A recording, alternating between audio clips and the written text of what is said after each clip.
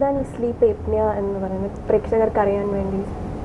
Sleep ഏപ്നിയ എന്ന് പറയുന്നത് ഉറക്കത്തിലുണ്ടാകുന്ന ഒരു രോഗാവസ്ഥയാണ്.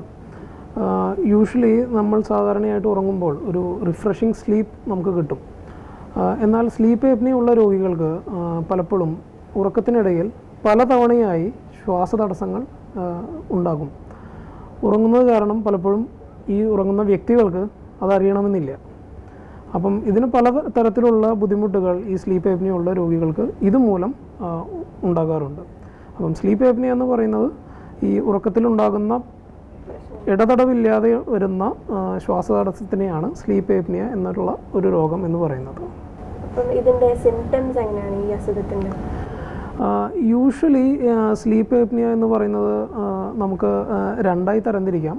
മെയിനായി സെൻട്രൽ സ്ലീപ്പ് ഏപ്നിയ, അതായത് ബേസിക്കലി നമുക്ക് നമ്മുടെ ബ്രെയിൻ വരുന്ന ബുദ്ധിമുട്ടുകളോ അല്ലെങ്കിൽ ബ്രെയിനിനുള്ളിലോട്ട് കറക്റ്റായിട്ട് ബ്ലഡ് എത്താത്തതിൻ്റെ പേരിൽ വരുന്ന ബുദ്ധിമുട്ടുകൾ കൊണ്ടുവരുന്ന സെൻട്രൽ സ്ലീപ്പ് ഏപ്നിയാസ് ഉണ്ട്.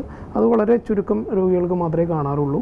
പക്ഷേ മേജറായിട്ട് കാണുന്നത് ഒബ്സ്ട്രക്റ്റീവ് സ്ലീപ്പ് ഏപ്നിയ എന്ന് പറഞ്ഞിട്ടുള്ള ഒരു എൻറ്റിറ്റിയാണ്. ഒബ്സ്ട്രക്റ്റീവ് സ്ലീപ്പ് ഏപ്നിയ യൂഷ്വലി കാണുന്നത് അമിതവണ്ണമുള്ള ആളുകൾക്കാണ് യൂഷ്വലി കാണാറുള്ളത്. ഈ രോഗത്തിൻ്റെ സിംറ്റംസ് നമ്മളിപ്പം കൂടുതലായിട്ട് ചർച്ച ചെയ്യാൻ ഞാൻ ഉദ്ദേശിക്കുന്നതും ഒബ്സ്ട്രക്റ്റീവ് സ്ലീപ്പ് ഏപ്നിയനെ പറ്റിയിട്ടാണ്. ഈ ഒബ്സ്ട്രക്റ്റീവ് സ്ലീപ്പ് ഏപ്നിയ ഉള്ള വ്യക്തികൾക്ക് ഉണ്ടാകുന്ന സിംറ്റംസ് എന്ന് പറയുന്നത്, ഒന്ന് രാത്രിയിൽ ഉറങ്ങുന്ന സമയത്തുള്ള അമിത ശബ്ദത്തിലുള്ള കൂർക്കം വലി. രണ്ട്, യൂഷ്വലി പാർട്ട്ണർ ഹസ്ബൻഡോ വൈഫോ ശ്രദ്ധിക്കുന്നതായിരിക്കും. ഈ അമിത കൂർക്കം വലി ശബ്ദത്തിൻ്റെ ഇടയിൽ തന്നെ പലപ്പോഴായി ഇവരുടെ ശ്വാസം നിലച്ചു പോകുന്ന ഒരവസ്ഥയും പിന്നെ ഒരു ഞെട്ടലോടുകൂടി എഴുന്നേൽക്കുന്ന ഒരവസ്ഥയും ഒബ്സ്ട്രക്റ്റീവ് സ്ലീപ്പ് ഏപ്നിയ ഉള്ള രോഗികൾക്ക് പലപ്പോഴും കാണാറുണ്ട്. ഇതിനെ വിറ്റ്നസ്ഡ് ഏപ്നിയാസ് എന്നാണ് പറയുക. അങ്ങനെയുള്ള രോഗികൾക്ക് ഈ സ്ലീപ്പ് ഏപ്നിയ ഉണ്ടാകാനുള്ള സാധ്യത വളരെ വളരെ കൂടുതലാണ്. നമ്മൾ അതിനെ ടെസ്റ്റുകൾ ചെയ്ത് നോക്കുമ്പം പോസിറ്റീവ് ആവാനുള്ള സാധ്യതകൾ വളരെ കൂടുതലാണ്. പിന്നെ രാത്രിയിൽ പലപ്പോഴായി എഴുന്നേൽക്കുകയും ടോയ്ലറ്റിലോട്ട് പോകുന്ന അവസ്ഥ പലപ്പോഴും ഈ രോഗികൾക്ക് കാണാറുണ്ട്. രാത്രികാലങ്ങളിൽ കാലിലെ ക്രാംസ്, മസിൽ കയറ്റം ഒരു മേജർ സിംറ്റമായിട്ട് പലപ്പോഴും പല രോഗികളും പറയാറുണ്ട്. ഇതുകൂടാതെ തന്നെ പകൽ സമയത്തും ഇതിൻ്റെ പ്രതിഫലനങ്ങൾ ഈ വ്യക്തികൾക്ക് ഉണ്ടാകാറുണ്ട്. രാവിലെ എഴുന്നേൽക്കുമ്പോൾ ഒരു റിഫ്രഷിംഗ് അല്ലാത്തൊരു സ്ലീപ്പ് ഉള്ളതായിട്ട് തോന്നും. ഇനിയും ഉറങ്ങണം എന്നുള്ളൊരു പ്രതീതി ഉണ്ടായിരിക്കും. തലവേദന ഉണ്ടായിരിക്കും. പലപ്പോഴും ഈ രോഗികൾക്ക് നക്ടേണൽ സിംറ്റംസ് അല്ലാതെ ഉണരുമ്പോൾ ഒരു റിഫ്രഷിംഗ് സ്ലീപ്പ് ഇല്ല എന്നുള്ളൊരവസ്ഥ കാണാറുണ്ട്. പലപ്പോഴും രാവിലെ എഴുന്നേൽക്കുമ്പോഴുള്ള കലശലായിട്ടുള്ള തലവേദന ഒരു ലക്ഷണമായിട്ട് കാണാറുണ്ട്. പിന്നെയുള്ള ഒരു ലക്ഷണം എന്ന് പറയുന്നത് ഡേ ടൈം സിംറ്റംസിൽ വരുന്നത്, യൂഷ്വലി നമ്മളൊരു മീറ്റിങ്ങിന് ഇരിക്കുകയോ അല്ലെങ്കിൽ ഒരു ഐഡിയലായിട്ട് ഇരിക്കുന്ന ഒരു സമയത്ത് ഉറക്കം തൂങ്ങുക, ലൈക്ക് ഒരു വെയിറ്റിംഗ് ഏരിയയിൽ ഇരിക്കുന്ന സമയത്ത് പലപ്പോഴും പലരെയും കാണാറുണ്ട്. നമ്മൾ ഉറക്കം തൂങ്ങിയിരിക്കുന്നു അല്ലെങ്കിൽ കൂർക്കം വലിച്ചുറങ്ങുന്ന ഒരവസ്ഥ, ഇരുന്നുറങ്ങുന്ന ഒരവസ്ഥ കാണാറുണ്ട്. ഡ്രൈവ് ചെയ്യുമ്പോൾ പലപ്പോഴും പലർക്കും അശ്രദ്ധ വരുന്ന ഒരു അവസ്ഥ കാണാറുണ്ട്. പലപ്പോഴും നമ്മളിവിടെ തന്നെ കാണുന്ന ഒരു കാര്യമാണ് ആക്സിഡൻറ്റ്സ്. പലപ്പോഴും ഇതിൻ്റെ ഒരു ഭാഗമായിട്ട് വരാറുണ്ട്. ഇതൊക്കെയാണ് യൂഷ്വൽ സിംറ്റംസ്. ഇതുകൂടാതെ തന്നെ അമിതമായി ദേഷ്യം വരുന്നത്, ഇറിറ്റബിലിറ്റി, ഈ ഒബ്സ്ട്രക്റ്റീവ് സ്ലീപ്പ് ഏപ്നിയ ഉള്ള രോഗികൾക്ക് പലപ്പോഴും കാണാറുണ്ട്. നമ്മൾ പലപ്പോഴും വിചാരിക്കും ഇവർക്ക് എന്ത് പറ്റി എന്നുള്ള ഒരു ചിന്ത നമുക്ക് വരുമെങ്കിലും യൂഷ്വലി ഈ രാത്രി ഉള്ള ഈ ശരീരത്തിൽ വരുന്ന ഈ ഏപ്നിയാസിൻ്റെ പേരിൽ വരുന്ന ഒരു സിംറ്റമാണ് ഈ അമിതമായിട്ടുള്ള ഇറിറ്റബിലിറ്റിയും ദേഷ്യം വരലും. ഈ ഉറക്കത്തിൽ എണീറ്റ് നടക്കുക, അതും ഇതിൻ്റെ ഒരു സിംറ്റം ആണോ? ഉറക്കത്തിൽ എഴുന്നേറ്റ് നടക്കുക, ഉറക്കത്തിൽ സംസാരിക്കുക, ഉറക്കത്തിൽ പല്ല് കടിക്കുക എന്നുള്ള സിംറ്റംസ് എല്ലാതും സ്ലീപ്പ് ഏപ്നിയ ആയിട്ട് ഭാഗമുള്ളതല്ല. അത് ഒരു സെപ്പറേറ്റ് എൻറ്റിറ്റിയാണ്. ഇതെല്ലാം സ്ലീപ്പ് ഡിസോർഡേഴ്സിൽ വരുന്ന ഒരു എൻറ്റിറ്റിയാണ്. സോംനാംബുലിസം, ബ്രക്സിസം എന്ന് പറയുന്ന ഒരു എൻറ്റയർലി ഡിഫറെൻറ്റ് ഗ്രൂപ്പ് ഓഫ് ഇതാണ്. യൂഷ്വലി ഈ സിംറ്റംസ് ഇതിൽ കാണണമെന്നില്ല. സർ, ഇതൊക്കെ നമ്മൾ മിക്കവരും ഉറക്കം തൂങ്ങുക, അപ്പോൾ നമ്മൾ ആരും അത് സീരിയസ് ആയിട്ട് എടുക്കാറില്ല.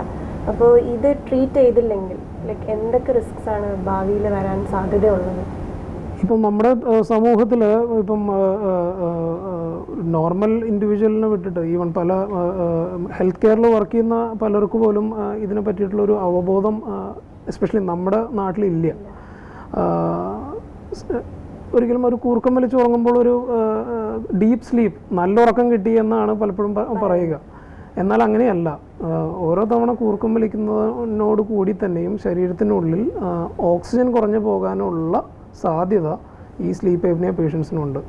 അങ്ങനെ വളരെ സിവിയർ ആയിട്ടുള്ള സ്ലീപ്പ് ഏപ്നിയ ഉള്ള രോഗികൾക്ക് ഓരോ നൈറ്റിലും ഇത് ഓരോ മണിക്കൂർ ഇടവിട്ടിട്ട് തന്നെ നമുക്കൊരു 15 മുതൽ 30 ഈവൻ 50-60 തവണയൊക്കെ ഓക്സിജൻ കുറഞ്ഞു പോകുന്ന അവസ്ഥ കാണാറുണ്ട്. ഇത് ഓരോ നൈറ്റിലും, അതായത് വളരെ നാളുകൾ നമ്മളത് ഇഗ്നോർ ചെയ്ത് പോയി കഴിഞ്ഞാൽ മേജർ സൈഡ് ഇഫക്ട്സ്, റിസ്ക്സ് ഉണ്ടാകാനുള്ള സാധ്യതയുണ്ട്. ലൈക്ക് രാത്രി ഉറക്കത്തിനിടയിൽ സ്ട്രോക്ക് വരിക, ഉറക്കത്തിനിടയിൽ ഹാർട്ട് അറ്റാക്ക് ഉണ്ടാകുക. ഇപ്പോൾ ഈവൺ അതൊന്നും ഇല്ലെങ്കിൽ തന്നെയും ഇപ്പം ഡ്രൈവിങ്ങോ മെഷീനറിയോ ഒക്കെ ഉപയോഗിക്കുന്ന ആളുകൾക്ക് ആക്സിഡൻറ്റ്സ് കൂടുതലായിട്ടുള്ള, ബിക്കോസ് കോൺസെൻട്രേഷൻ മോശമായിട്ട് വരുന്ന ഒരു അവസ്ഥ ഉണ്ടായിരിക്കും. ബിക്കോസ് ഈ ഒരു രോഗത്തിൻ്റെ ഒരു പ്രോബ്ലം എന്താണെന്ന് വെച്ച് കഴിഞ്ഞാൽ രാത്രി ബ്രെയിനിന് റെസ്റ്റ് കിട്ടുന്നില്ല. ബിക്കോസ് ഓരോ തവണ ഓക്സിജൻ കുറഞ്ഞു പോകുമ്പോഴും, ശരീരത്തിന് ഓക്സിജൻ കുറഞ്ഞു പോകുമ്പോഴും ബ്രെയിൻ സ്റ്റിമുലേറ്റ് ആവുകയാണ്.